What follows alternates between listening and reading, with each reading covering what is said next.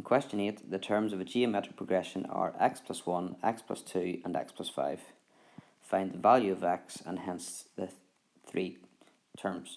It must mean the first three terms. Let's just recap how you find out the common difference or the common ratio in APs and GPs.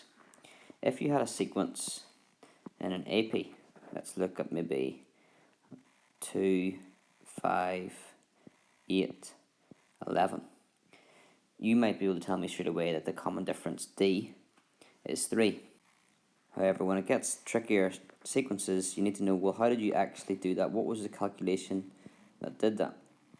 And it either is U2 minus U1, that would equal D, or U3 minus U2, that would equal D, and so on. If you subtract one term from the term before it, you'll get the common difference D.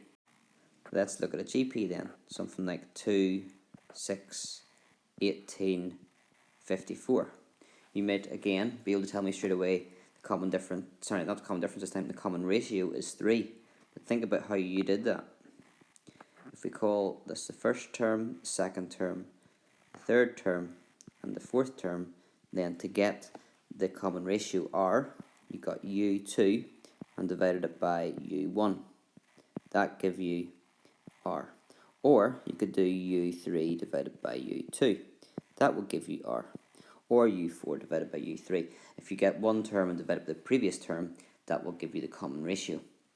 So in this question, we've got 3 terms. And if we divide this one by this one, that will give us a common ratio. If we divide this by this, that will give us a common ratio.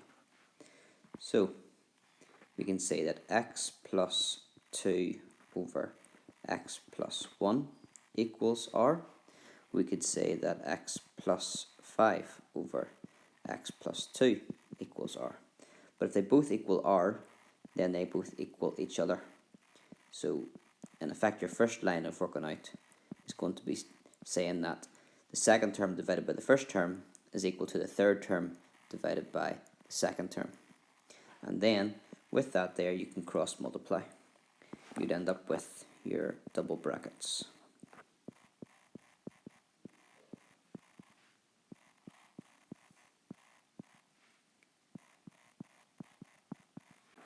And hopefully you'll be fine from here. It's just making sure you make no mistakes.